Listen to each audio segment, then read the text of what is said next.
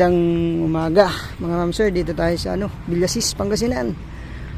Sa mga naghahanap po ng residential dito sa bayan ng Villasis, lalawigan ng Pangasinan. Ito, along Barangay Road. Ayan, National Road yan, papuntang bayan ng Villasis, pabalik ng Carmen. So 300 square meter to, nakabakod ng buong property mga ma'am sir.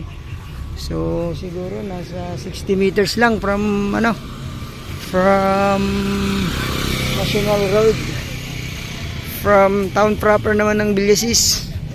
For 500 meters lang mga ma'am sir.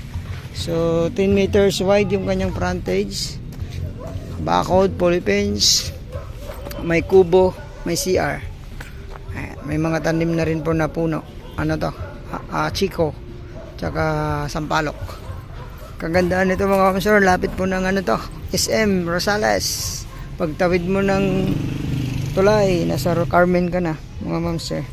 So siguro from SM to nasa 2 to 3 minutes kung walang traffic. Tapos sa Tiplex naman nasa 5 minutes naman, 3 to 5 minutes pag walang traffic. So may mga malunggay na rin sir, may tanim na papaya, star apple. So may power line tapos may water source na to, nawasa. Ito plano ni sir dati, sana ang gagawin dapat niya magiging paupahan. So may permit na to, 4 na kwarto o kaya rooms ang na-approvean yung building permit nito sa munisipyo. Kung gusto nyo pong ipagpatuloy, pwede siyang gawing apartment. 4 na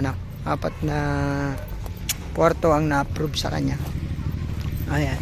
Kaya gusto nyo pong residential, pwede na po ito.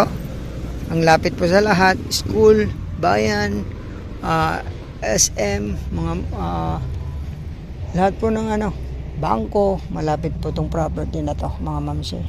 So kagandaan nito, malayo ka sa flood. Maganda po yung lugar mga ma'am sir.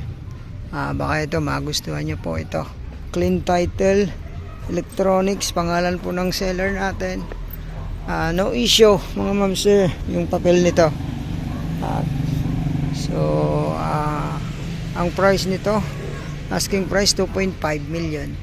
Pwede po siyang mag-down half, tapos installment every month yung remaining po na kulang sa bayad nito. So still negotiable naman.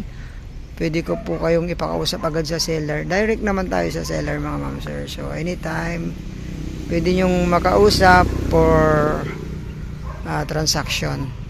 Mag-usap po kayo kung magkasundo po kayo sa tawad. Ayan, magandang umaga sa inyo ulit mga ma'am sir.